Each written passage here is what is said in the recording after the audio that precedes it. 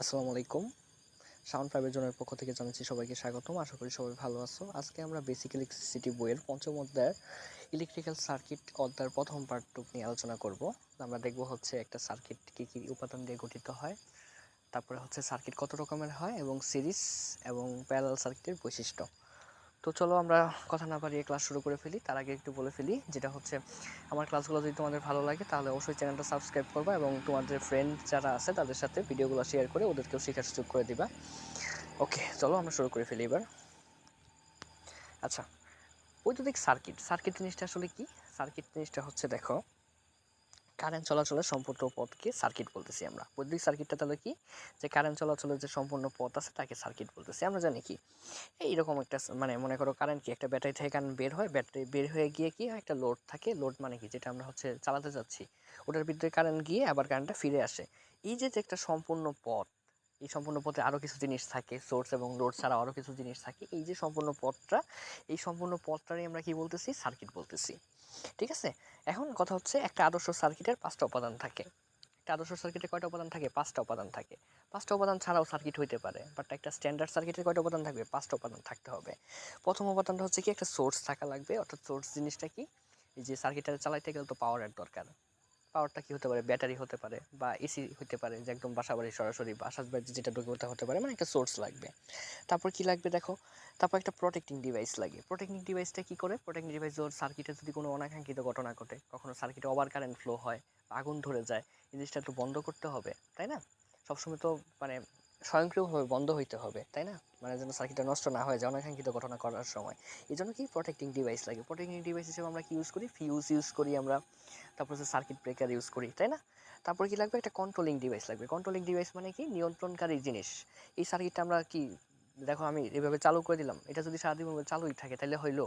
আমার ইচ্ছা অনুযায়ী যদি এটা আমি চালু বা বন্ধ না করতে পারি তাহলে কি হইলো? ব্যাপারটা হইলো না। তার মানে কি, একটা কন্ট্রোলিং ডিভাইস লাগবে। কন্ট্রোলিং ডিভাইস হিসেবে আমরা কি ইউজ করি? সুইচ ইউজ করি, তাই না? সুইচ দিয়ে কি করি? সার্কিটটা কন্ট্রোল করি, আমার মন মতো কি অফ বা অন করি। তার মানে একটা কন্ট্রোলিং ডিভাইস লাগবে। তারপর কি লাগবে? এই যে এত জিনিসপত্র আমরা যে অ্যারেঞ্জমেন্ট করলাম, কাউকে একজনকে চালাই যেতে হবে, এই যে চালানোর জন্য কি লাগে? একটা লোড লাগে, তাই না? একটা লোড লাগে। এবং এই যে সবগুলো অ্যারেঞ্জমেন্ট, সবগুলো জিনিসপত্র যে আছে, এগুলো তো জোড়া দেওয়ার জন্য কি লাগবে? তার লাগবে না? এই জন্য আরেকটা কি লাগে? কানেক্টিং তার লাগে। তার মানে একটা সার্কিটের কয়টা উপাদান পেলাম আমরা? 5টা উপাদান পেলাম। একটা হলো কি সোর্স, সোর্স হিসাবে আমরা ব্যাটারি বা আরও অন্য কিছু এসি টেসি ইউজ করতে পারি, তাই না? তারপর প্রোটেক্টিং ডিভাইস হিসাবে, প্রোটেক্টিং ডিভাইস কি? যে নিয়ন্ত্রণ, যেটা হচ্ছে অনাকাঙ্ক্ষিত ঘটনার হাত থেকে সার্কিটের রক্ষা করবে, সেটা কি ফিউজ বা সার্কিট ব্রেকার হতে পারে। তারপরে কি লোড, লোড হিসাবে আমরা আসলে অনেক কিছু ইউজ করতে পারি, পাখা, বাতি, ফ্রিজ, হাবি জাবি, টিভি, যত কিছু আছে সব কিছু, তাই না? এখানে আসলে এক্সাম্পল শেষ করা যাবে না দেখে। তারপর কি লাগবে? তার লাগবে বা কানেক্টিং ওয়্যার, যেটা বলা, এই যে জিনিসগুলো একসাথে করলে কি তার লাগবে। তাহলে একটা সার্কিট আমরা কয়টা উপাদান পেলাম ভাই? 5টা উপাদান পেলাম। ঠিক আছে, 5টা উপাদান ছাড়াও কিন্তু সার্কিট হতে পারে, বাট সেটা কি স্ট্যান্ডার্ড না। ঠিক আছে, তাহলে স্ট্যান্ডার্ড সার্কিটে কয়টা উপাদান পেলাম? 5টা উপাদান পেলাম। এটা একটু পড়ে রেখো, চিত্র সহ পড়ে রেখো, তাহলে হচ্ছে তোমাদের কাজে লাগবে। আশা করি সংক্ষিপ্ত যেটা পাবা তোমরা কমন। এইবার চলো দেখি সার্কিট কত প্রকার হয় এবং তাদের বৈশিষ্ট্যগুলো। সার্কিট বেসিক্যালি 2 রকমের হয়। ঠিক আছে, বেসিক্যালি কয় রকমের হয়? 2 রকমের হয়, প্রধানত 2 রকমের হয়। এছাড়াও হতে পারে, সেটা পরে বলতেছি। একটা হতে পারে কি সিরিজ সার্কিট, একটা হতে পারে কি প্যারালাল সার্কিট। এগুলো তোমরা 9-10 পড়ছো। তারপর আমি একটু দেখাই দিই সিরিজ সার্কিট কি। সিরিজ সার্কিট হচ্ছে এমন একটা সার্কিট যে সার্কিটের মধ্যে দিয়ে কারেন্ট চলাচলের কেবলমাত্র একটা পথ থাকে, তাকে সিরিজ সার্কিট বলে, তাই না? দেখো এখানে একটা সার্কিট আঁকছি। এই সার্কিটে দেখো এখানে কি 2-3টা লোড আছে, R1 R2 R3, 3টা লোড আছে। এখন দেখো তো এই সার্কিটটা এখান থেকে একটা কারেন্ট বের হয়ে যাবে। এই কারেন্টটা বের হয়ে যে গেল, যে সে যে ফিরে আসবে, ফিরে আসার রাস্তা কি একটাই না? আর কোনো কি রাস্তা আছে? আর তো কোনো রাস্তা নাই, একটা রাস্তাই আছে। তার মানে কি এই সার্কিটে কারেন্ট চলাচলের কি একটা মাত্র রাস্তা আছে। এই জন্য এটা কি একটা সিরিজ সার্কিট বলতেছি আমরা, তাই না? অন্যভাবে ডিফাইন করা যায়, এই লোডের এক প্রান্তের সাথে লোডের এই দ্বিতীয় লোডের আরেক প্রান্ত, তারপরে এই দ্বিতীয় লোডের আরেক প্রান্তের সাথে দেখো তৃতীয় লোডের আরেক প্রান্ত সংযুক্ত করছি, এইভাবে যে সার্কিট বানায় ওটা সিরিজ সার্কিট। বা স্ট্যান্ডার্ডলি সহজভাবে যদি বলি, যে সার্কিটে হচ্ছে কারেন্ট চলাচলের একটা মাত্র পথ থাকে, যেটা আমরা কি বলতেছি? সিরিজ সার্কিট বলতেছি। এখন সিরিজ সার্কিটের তো বৈশিষ্ট্য আছে, 3টা বৈশিষ্ট্য আছে, তাই না? 3টা বৈশিষ্ট্য পড়ার আগে আমরা একটা জিনিস দেখে নেই। দেখো এই সার্কিটে আমরা একটা ভোল্টেজ সাপ্লাই দিছি, এখানে বি নামে একটা ভোল্টেজ সাপ্লাই দিছি। এখন প্রত্যেকটা লোড আমরা কি জানি? প্রত্যেকটা লোড তো ভোল্টেজ খরচ করবে। বি সমান সমান কি জানি? আইআর। তার মানে কতটুকু ভোল্টেজ খরচ করবে, এর ভিতর দিয়ে যতটুকু কারেন্ট যাইতেছে এবং এটা রেজিস্ট্যান্স গুণ করলে কতটুকু ভোল্টেজ খরচ করবে, এটা আমরা ওহমের সূত্রতে দেখে আসছি। বি সমান সমান কি? আইআর। তৃতীয় লোডও অত পরিমাণ ভোল্টেজ খরচ করবে, তৃতীয় লোডও কি একটা ভোল্টেজ খরচ করবে। এখন আমরা ধরে নিলাম কি এখানে সাপ্লাই দিছি কত? বি পরিমাণ ভোল্টেজ সাপ্লাই দিছি এবং এই লোডটা কি প্রথম লোডটা কি বি ওয়ান পরিমাণ ভোল্টেজ খরচ করতেছে, দ্বিতীয় লোডটা কি বি টু পরিমাণ ভোল্টেজ করতেছে, তৃতীয় লোডটা কি বি থ্রি পরিমাণ ভোল্টেজ খরচ করতেছে। এখন কারেন্টও কি ধরলাম, এটা আই ওয়ান, এটা আই টু, এটা আই থ্রি, কিন্তু আমরা জানি কি সিরিজ সার্কিটে কারেন্ট কি সমানই হবে, ওই এই কারেন্টটা তো আর ভাগ হয়ে কোথাও যাইতেছে না, তার মানে এইখানে যতটুকু আছে কারেন্ট এখানে কি অতটুকুই থাকবে, এখানেও কি অতটুকুই থাকবে, এখানে এতটুকুই থাকবে। ঠিক আছে, তো চলো আমরা এটা দেখে ফেলি। তিনটা বৈশিষ্ট্য আছে, এটা একটু দেখো, আমি বাংলা পড়ে সহ বুঝাই দিতেছি। সিরিজ সার্কিটের সংযুক্ত বিভিন্ন রেজিস্টর বা লোডের মধ্য দিয়ে একই পরিমাণ কারেন্ট প্রবাহিত হয়, অর্থাৎ I is equal to I one plus I two plus I three সমান সমান ডট ডট ডট ডট।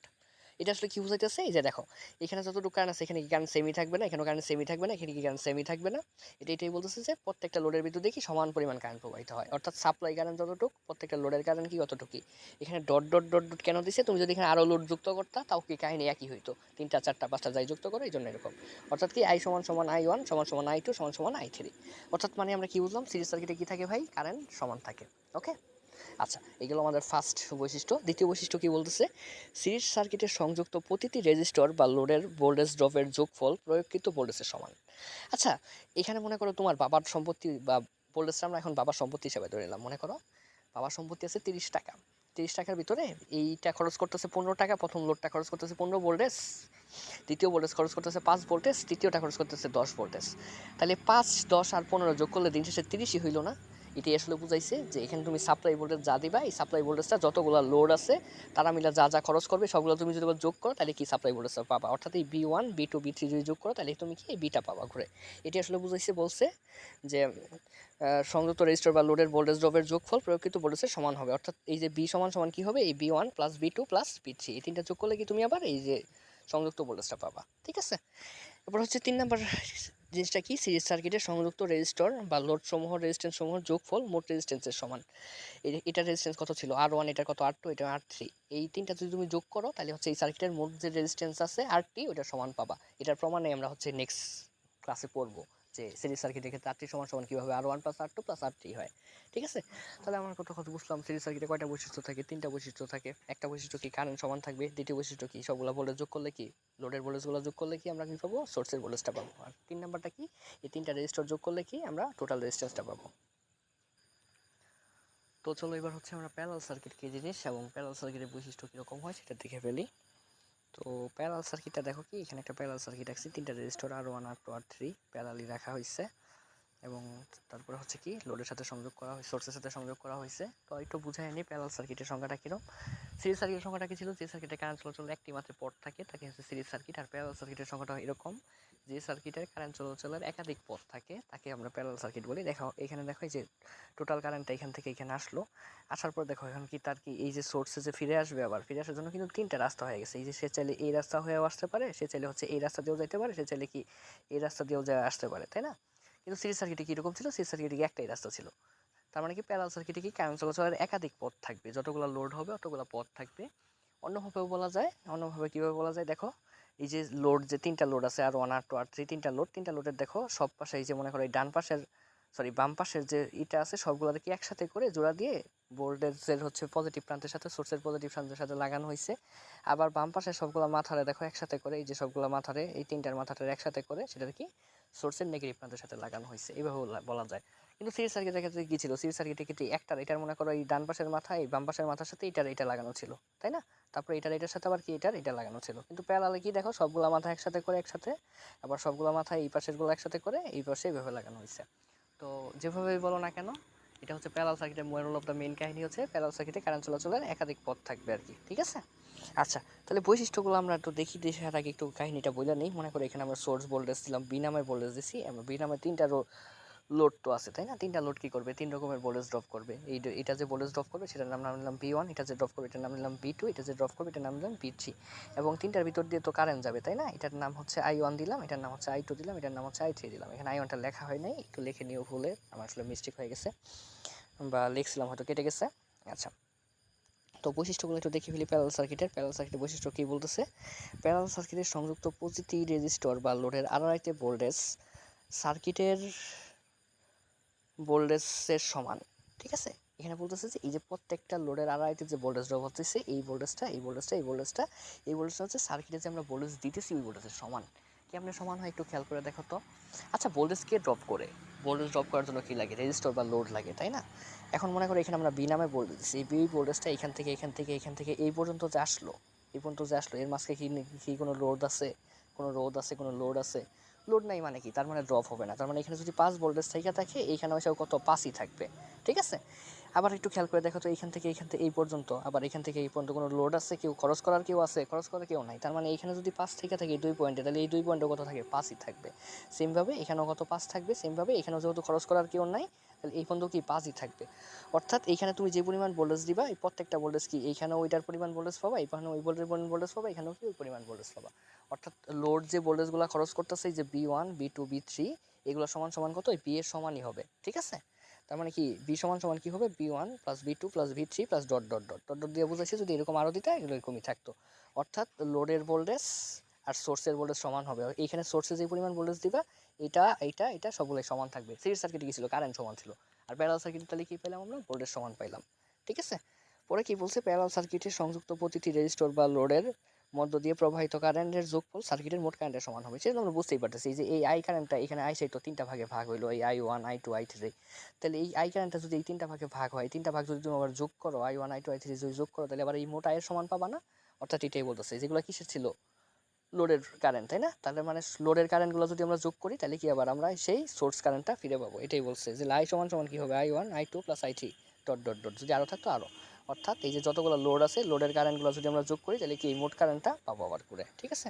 এবং প্যারালাল সার্কিটের সংযুক্ত প্রতিটি রেজিস্টরের মান উল্টিয়ে যোগ করলে সমতুল্য রেজিস্ট্যান্সের মানের সমান হয়। এই যে R1 R2 R3, এটা যদি উল্টায় যোগ করি, উল্টায় যোগ করা মানে কি? 1/R, 1/R 1/R2 1/R3 dot dot, যদি এরকম আরও থাকে, এগুলো যদি উল্টায় যোগ করি, তাহলে এই যে মোট যে রেজিস্ট্যান্স আরটি আছে, এটার উল্টানো মানে সমান পাওয়া যাবে, ঠিক আছে?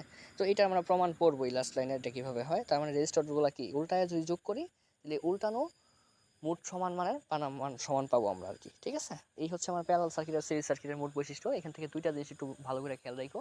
প্যারালাল সার্কিটে কি সমান থাকে? ভোল্টেজ সমান থাকে। আর সিরিজ সার্কিটে কি সমান ছিল আমার? সিরিজ সার্কিট হচ্ছে কারেন্ট সমান ছিল, ঠিক আছে? তো এই ছিল প্যারালাল এবং সিরিজ সার্কিটের বৈশিষ্ট্য। মোটামুটি আমরা হচ্ছে নেক্সট ক্লাসে প্যারালাল সিরিজ সার্কিটের যে দুইটা প্রমাণ আছে রেজিস্টরের, প্রমাণ দুইটা দেখে ফেলবো ইনশাল্লাহ। তো সবাই ভালো থাকো, আর একটু মনে করে চ্যানেলটা সাবস্ক্রাইব করে দাও, আর ফ্রেন্ডদের সাথে একটু শেয়ার করে দাও কষ্ট করে। ওকে, আল্লাহ হাফেজ।